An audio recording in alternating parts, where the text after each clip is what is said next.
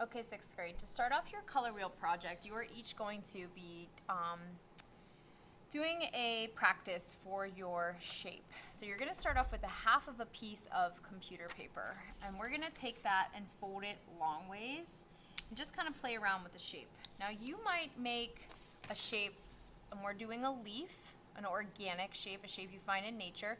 You might do a leaf like this, or you might draw something a little bit more complex. Maybe more like a maple leaf that has points on it. And so you want to draw that on the fold.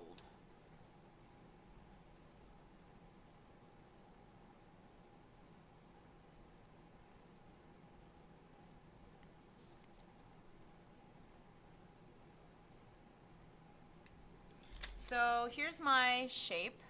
It's kind of weird, but it's organic, right? And then to see what it looks like as a full shape instead of just a half, you're going to flip your paper over. Oh, I forgot a step, sorry. You're going to first trace over this in Sharpie.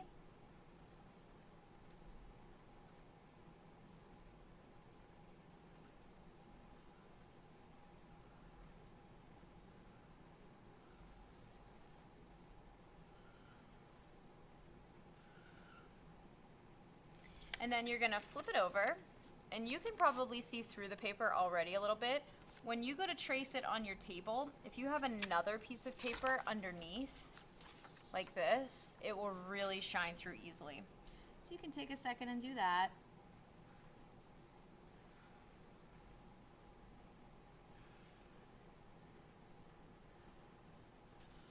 And this is just your practice, just to see when you open it up, do you like it or not?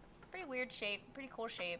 You can change a little bit once you get to your good paper. This is just a quick practice to see like how we're making that symmetrical shape.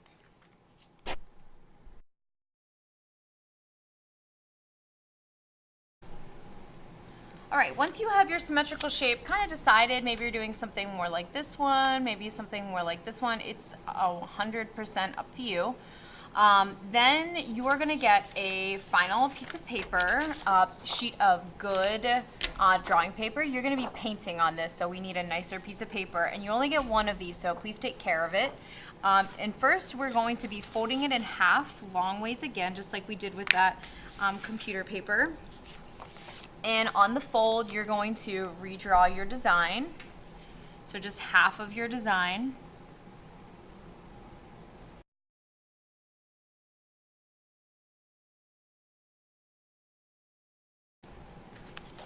All right, so here's half of my design, and I made some changes to what I did on here, but I at least have kind of an idea of what it's going to be like. Okay, before we do anything with Sharpie, at this point we need to divide this half of our leaf into six sections. So I have one big section right now. We want to make it into 6 more. So you can do that, like you can make lines from the fold going out to the edge of your organic shape. You can make them go like diagonally. You want to try to have the sections be somewhat similar in size though, okay? So maybe this first one, I'm going to start right here. So that's one section at the top.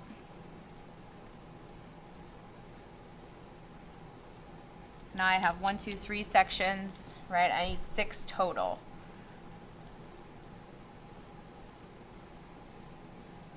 I have 1, 2, 3, 4 sections. 5 sections. And 6. 1, 2, 3, 4, 5, 6. So they're a little bit different in size, but you know, there's none that's like way bigger than the others. There is enough space in them because we're going to end up drawing shapes inside of each section and painting in there. So we want at least enough space to do that. So if you need to make any changes, do that now before we transfer the design onto the other half of the paper using the light box.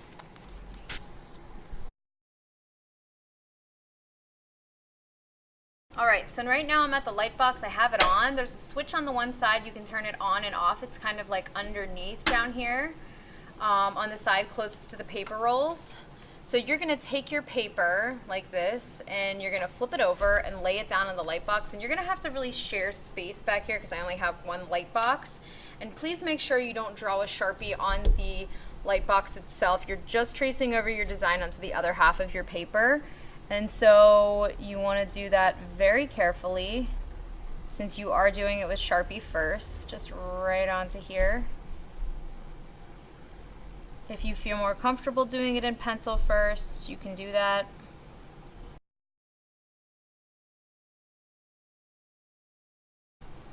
All right, so once you have it all traced, you can open it back up. If there are any little gaps in the lines, like right here, I have like a gap between the line on one side, the line on the other side, I can kind of tidy that up. Make sure they connect. And then I'm ready for the next step.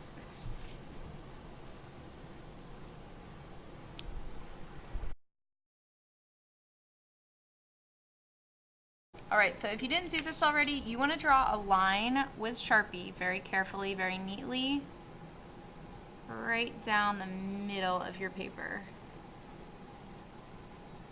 on that fold.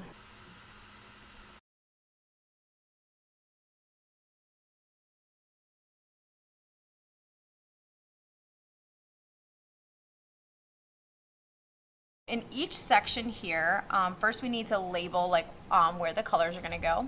So then we're going to work on the design. So at this point, you should have a color wheel next to you as an aid. And you can pick anywhere to start any color, and you want to label each section with pencil outside of the leaf, whatever color you want that section to be. So if it's red, you can put an R. If the section's gonna be red-orange, you can put an RO, and so on and so forth. Okay, so I'm gonna do that right now. I'm gonna go around the color wheel and go around my leaf here and label the whole thing. So I'm gonna start, let's say I start with blue-green, really doesn't matter. I'm just gonna start right here. So blue-green, green, yellow-green, yellow, yellow-orange, orange, red-orange, red, red-violet, violet, blue-violet, and blue. And maybe yours is in kind of a different order, but as long as the colors are in the correct order, red can be anywhere, right? You can have started your colors anywhere. They just have to be in the correct order that they are on the wheel, right? Like red has to be bordering red, violet, and red, orange, okay?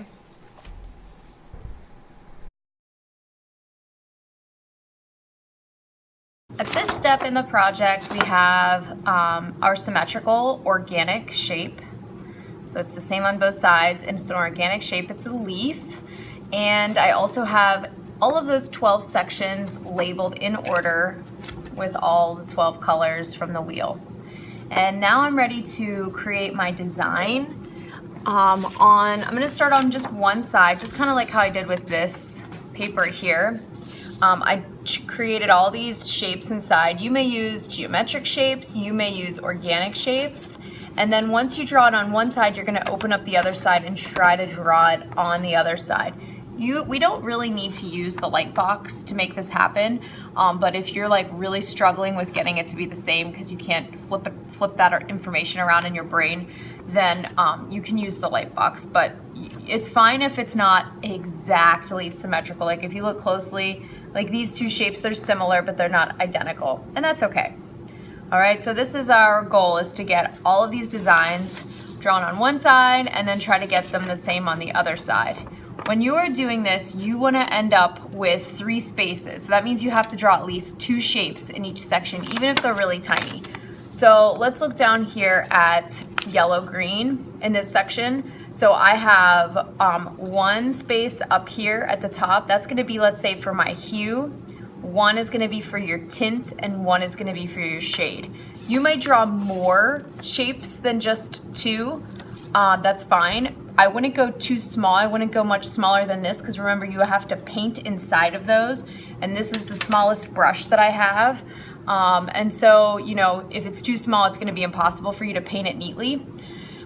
So don't set yourself up for failure and add like 75 shapes in one section. I wouldn't do any more than like 5-6 shapes, and that's like in a really big section like this one here.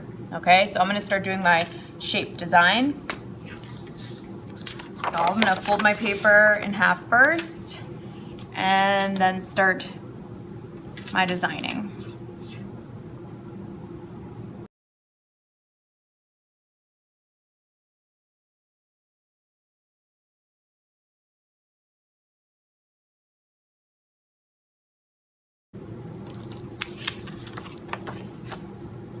All right, I'm done with half.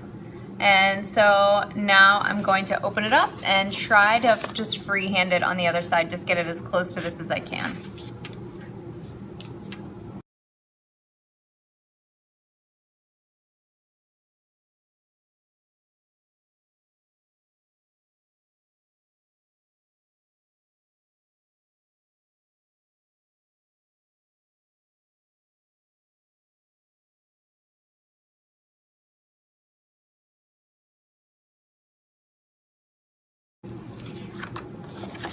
All right, so I spent some time on that. I got my design on both sides, and now I'm gonna start planning out where I want my hue, which remember, that's the pure color. So that's all of these colors that are on the color wheel. They're not mixed with anything but other color.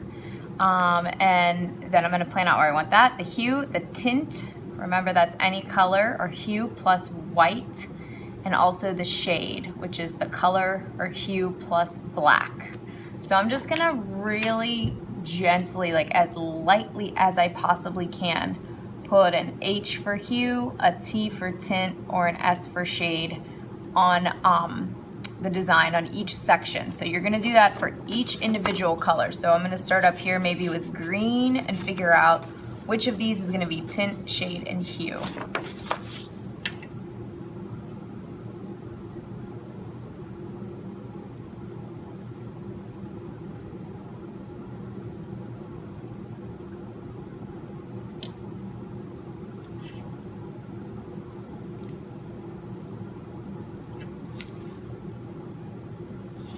All right, so I put them on there. They are so teeny tiny and so light, you probably can't even see them on the camera.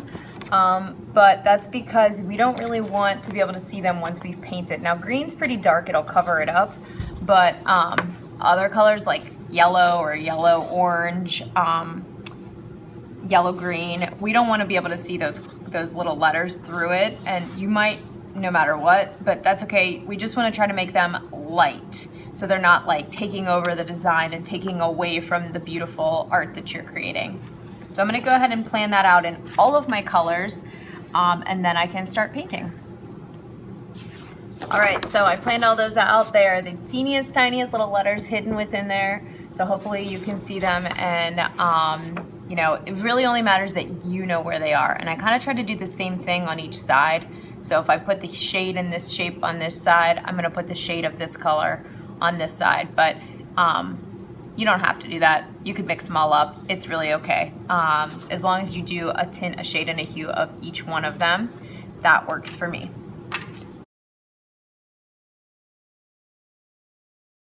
All right, now that we're ready to begin painting our designs, just a couple of notes about painting. I have a number of different types of brushes that you guys can use to paint your project. So, you know, be thoughtful about like what exactly you're using for what section. If you're painting a really big shape, you know, you can use a bigger brush. If you're painting a medium-sized shape, you might use a medium-sized brush, and then small shape, small brush, okay? And like think about which one makes the most sense. You should be able to be in control of the paint at all times. And if you're not, you either need to change brushes or you need to have less paint on your brush. You should only have paint from the middle point of the bristles down. The paint should never, ever, ever be going up into the metal part. If it is, it's gonna end up on your fingers, and you're gonna end up making a huge mess. And it's also going to end up being out of control on your brush, and you're gonna end up painting it in a place that you didn't mean to. So the paint, and I'll show you this once I start painting, should just be from the halfway up the bristles down. Really shouldn't be any further than that, so that you can be completely in control of it at all times. So this is a really big test of your neatness and your focus on that. And I know that everybody's at a different level for that, but that's something that we all need to work on, right? Is really paying attention to our neatness when we're painting, right? Some types of painting we can be more free. For this project though, we are being really particular, and I want you guys to paint clearly within each of these shapes. Okay, so also the paints, you guys will have them on separate plates. Never, ever, ever should the red or the yellow or the blue get contaminated. They should all just be those particular colors. That means that you guys need to be cleaning your brushes extremely well before, you know, changing colors on that brush. So make sure that you guys are doing that, because I have other classes that are going to use the same plates. Same thing with the white and the black. The white should stay white. The black should stay black. There shouldn't be any cross-contamination of colors in there, because then I end up wasting a bunch of paint. And so I need every single person's help to clean their brush really, really well before you guys go into another color, okay?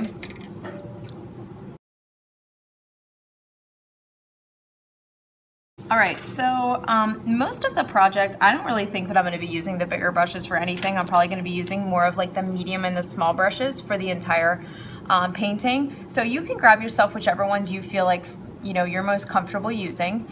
And then I'm gonna start, it really doesn't matter where you start on your project, where you start painting. I do have some mixing papers that you guys may or may not find handy. These are like really nice reminders of how to go about mixing the tints and shades for the primary colors, how to mix the secondary colors, and then how to make the tints and shades for the secondary colors. And I even have a sheet that has all 6 intermediate colors. So some kids find these really helpful. I will never collect these for a grade. These end up going in the trash. They're just like your painter's palette that's like disposable. But some kids find them really annoying, and they might, you know, just use like a blank piece of paper instead from like the free draw box. But you can put your name on them and use them class after class. We can at least try that.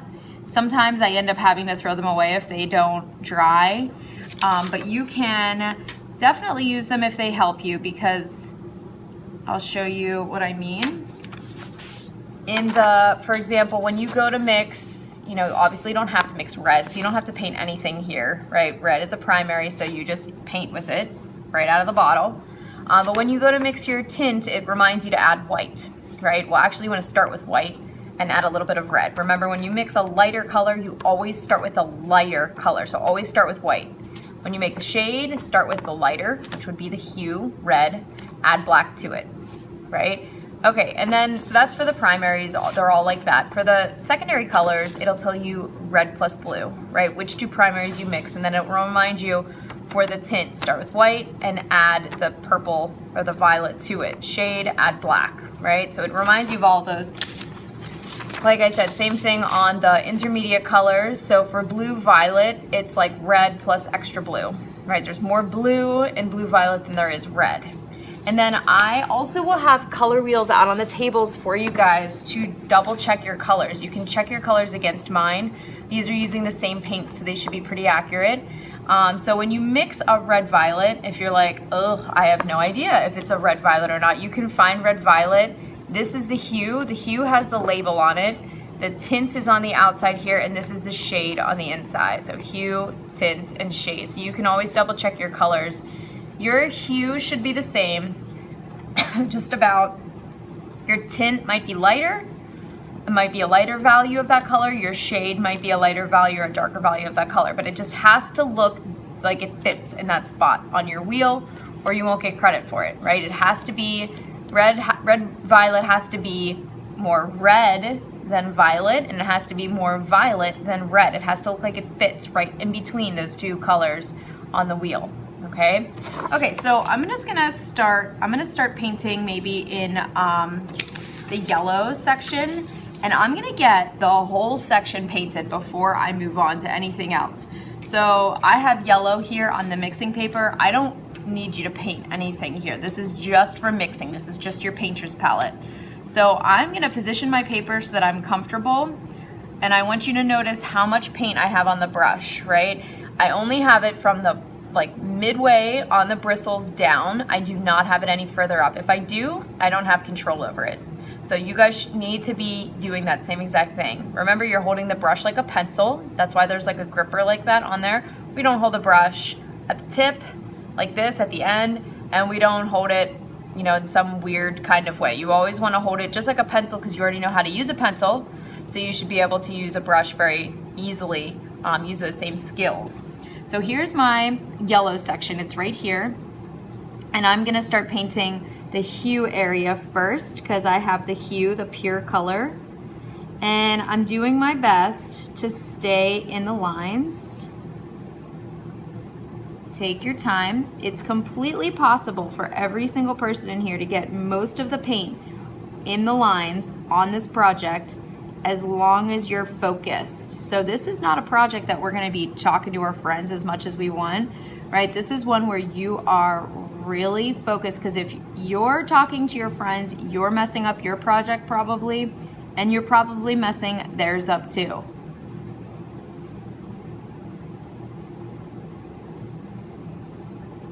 So if the yellow's across the table and you needed to get a little bit on your paper, like I just took a little glob and I just put it here, and then I can just kind of like go back into that, get some yellow,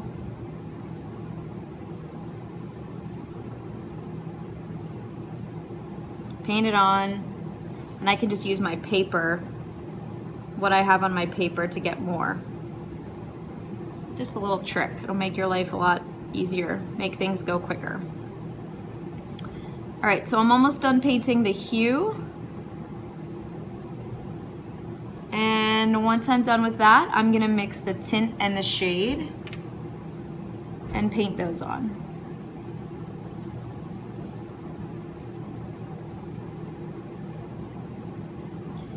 All right, so I don't think I'm gonna use this brush for mixing. I'm gonna set it down. I'm actually gonna use probably like a different brush. I really like these brushes for mixing. So I'm gonna take it, I'm gonna add a glob of yellow to my tint spot on here. And I'm gonna add a glob of yellow to my shade spot. Okay, and I'm just gonna take a little bit away from the tint because we wanna add, really wanna start with the white first there. So look how much paint I added onto here. I have a decent amount of paint. I'm gonna clean my brush. Remember, never go into another color without cleaning your brush. And when you clean your brush, quick review on that, never are we tapping our brush on the side of the container because you'll give all of your friends a shower, and that's not very nice. So bounce it off the bottom gently, and then you can press the bristles on the inside of the bucket, and also you can use a paper towel to get rid of the excess water. We don't need water for these paints. These paints work, these tempera paints work without water. So now I'm gonna grab a glob of white, and I'm gonna put it down here in the tint section, and I can take some yellow and start mixing the yellow and the white together.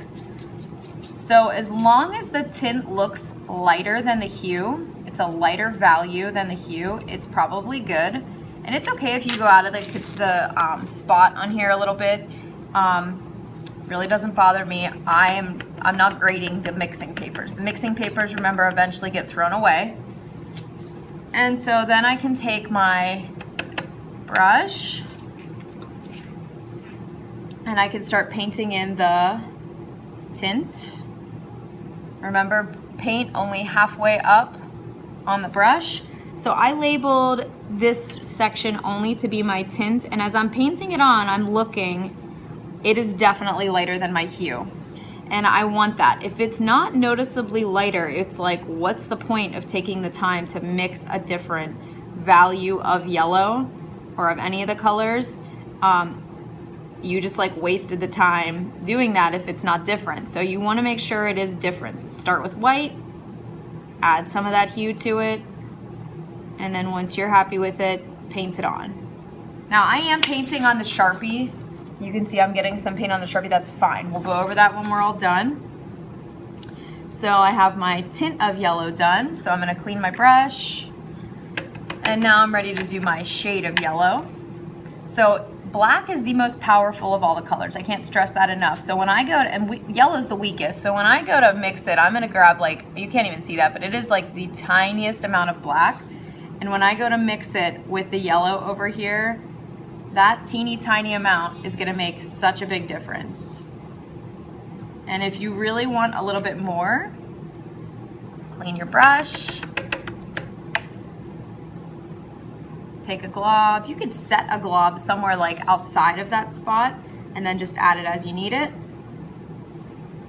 A shade of yellow is almost like a weird greenish color, but it's actually like a dark yellow. That's what a dark yellow looks like. So once I have it all mixed and I know for sure that it's darker than my hue, you can check that out, definitely darker than the hue, then I know that I'm ready to start painting it on. So I have a clean brush for painting. I'm gonna get some on the end of the bristles there. Remember, lower half of the bristles only, not the entire way up and into the metal portion. And then I can start very, very carefully painting that on in the shapes that I decided that I wanted to be there for the shade.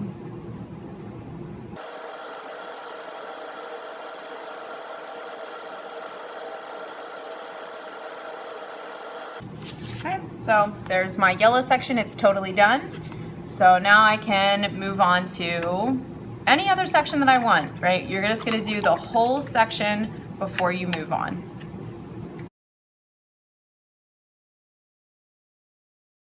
All right, so now that I'm done with yellow, I'm just gonna keep moving around my color wheel.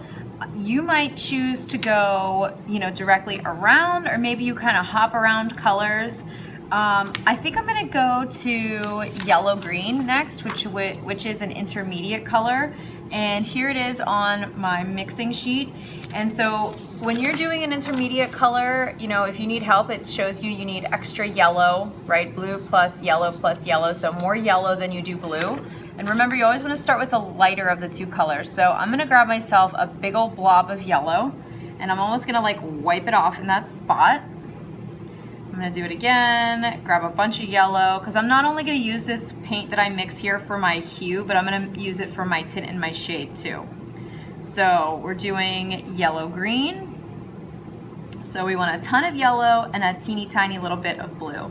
So I have a big blob down here. I'm gonna clean my brush. Remember, bounce the brush off the bottom of the container gently, and then press the bristles on the inside. Use your paper towel if you need to. Never tap on the side of the water container. And I'm gonna start off, I'm not sure how much blue I'm gonna need, so I'm just gonna like grab a glob and I'm just gonna like put it here in the intermediate, like right on top where it says intermediate. You can see my huge blob of yellow. Then I don't have to keep going back. Once I start adding my blue, I might add just like the teeniest bit, and if I'm not sure, like if I need more, I don't have to go back into the paper plate, clean my brush, go through that whole step. I can just get extra from here. So I'm just gonna take what's on my brush, which is like almost none, and start mixing it with the yellow, because remember, yellow-green needs to be lighter than green, but have, a little bit of a green hue to it, because it is, green's in the title, right? So it's not quite green, but it's not yellow either. And so I want to compare that with like my yellow green on my color wheel. Remember, use the color wheels. You might paint like a little area. It's like double check, and I'm comparing right now my yellow green that I painted to the yellow green on the wheel right here, and they look really close. So I'm pretty happy with that. I'm gonna clean my brush, and I'm actually gonna use another brush to paint. So I'm gonna move on to my yellow-green section. I'm gonna start painting my hue area first. Feel free to always turn the wheel, turn your design so that you can paint it comfortably. Making sure that I'm painting on the yellow-green segment of my design, and where I decided to paint my hue, which is like this background area. So I'm gonna paint that.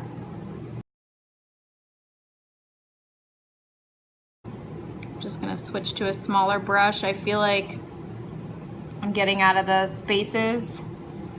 Even though I had the paint only on the lower half of the bristles, I was just kind of getting out of the spaces. Too much bristle to deal with. Smaller brush is just easier sometimes. All right, and I am painting on the Sharpie area, right? That's okay, that's kind of like nice to have the Sharpie. So I have my hue painted.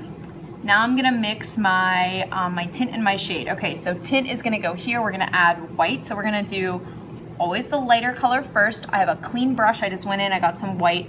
I'm gonna get like a nice blob of it. I'm gonna put that blob down in here. I'm just almost like wiping it off in that area. And then I'm gonna take, I already have yellow green, right? So I'm taking some of this yellow green and I'm just gonna mix it with the white. Always start with less than you think you need, and then if you need more, always go back and add more, but you can't take it away once it's added. So I can definitely tell that my yellow-green tint is lighter than my hue. You can very clearly see that. So, and I know that this was yellow-green. I had already checked that. So now I'm gonna take my brush that I'm painting with, clean it, and I'm gonna start painting in my tint of yellow-green on my project. Pay really close attention to the quality of your painting, staying inside the lines, taking your time. Paint should only be on the lower half of the bristles.